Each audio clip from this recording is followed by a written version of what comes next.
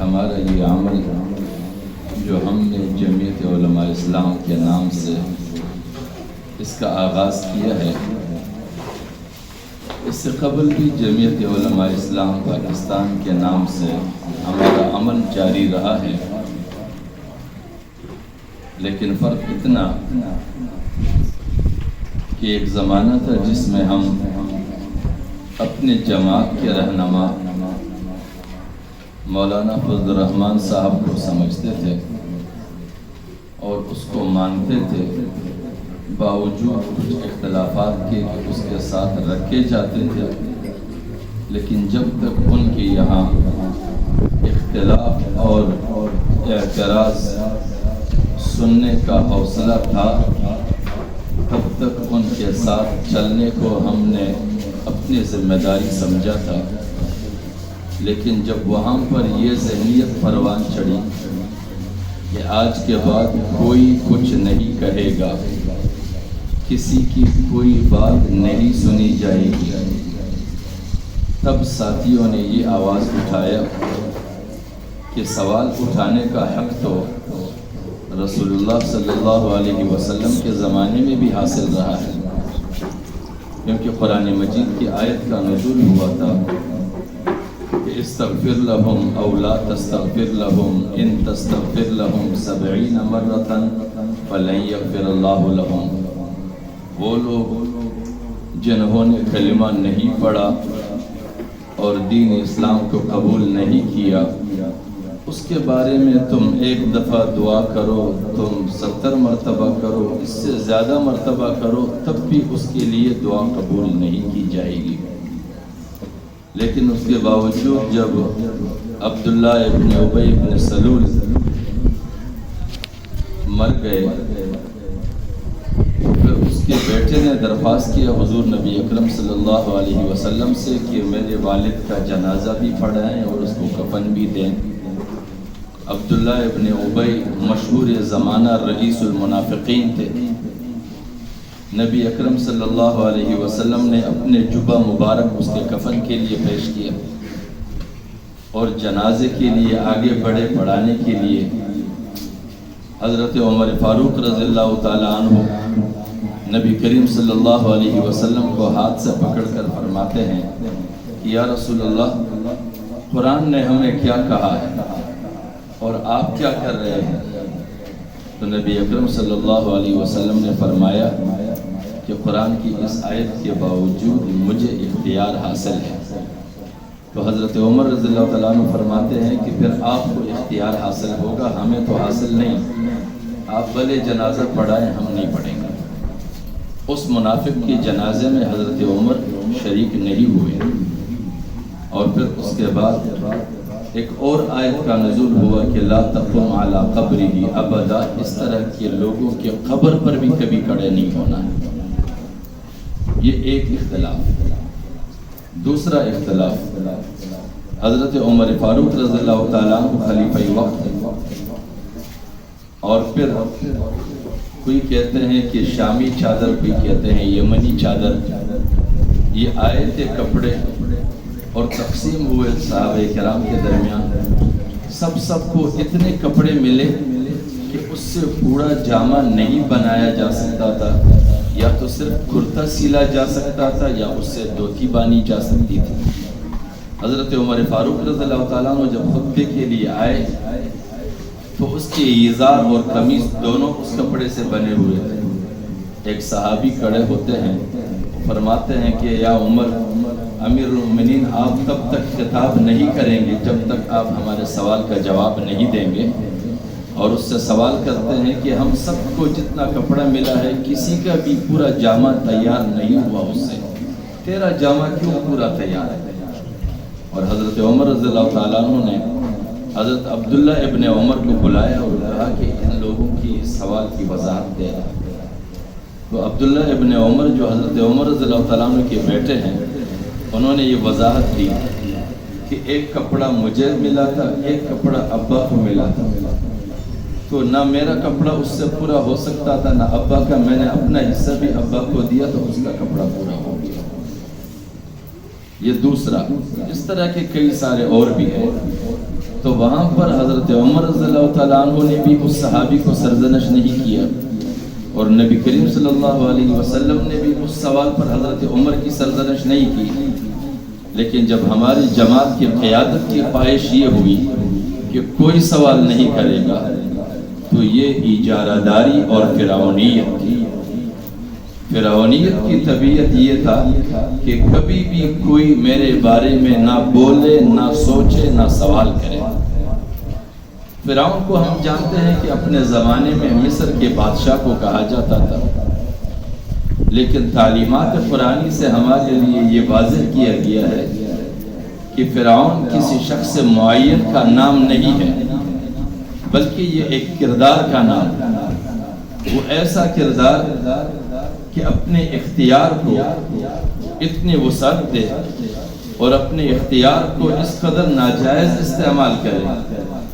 کہ پھر وہ اپنے آپ کو اس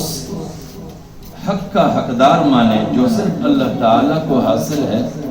اور وہ ہے لا یسأل عما یفعل وہم یسألون،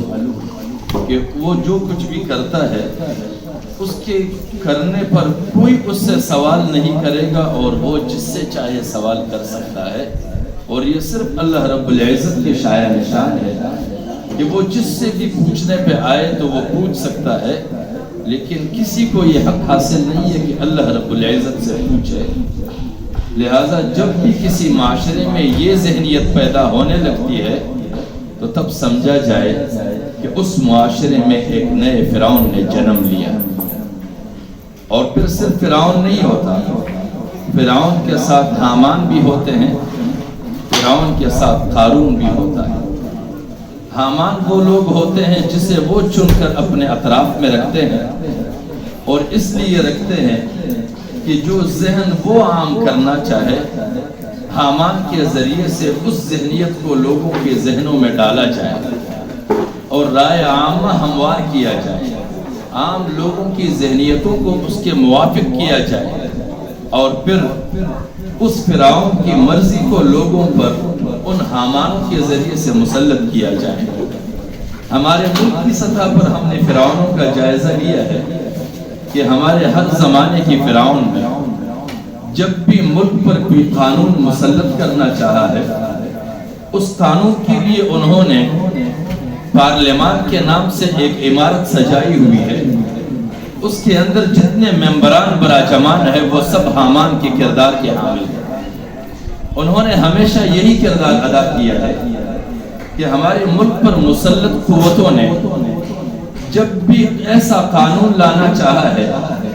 جس قانون کے ذریعے سے قوم کو غلام بنایا جائے، ان کے وسائل سے خود استفادہ کرے،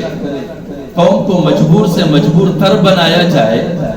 تو ایسے قانون کے لیے راستہ پارلیمان میں بیٹھے ہوئے نمائندگان نے ہموار کیا، اور انہوں نے قوموں کی ذہنیتوں کو اس کے مطابق بنایا ہے۔ اور پھر کبھی قانون بناتے ہیں نیشنل ایکشن پلان کے نام سے، کبھی تحفظ پاکستان ایکٹ کے نام سے، کبھی کسی اور نام سے، کبھی کس نام سے،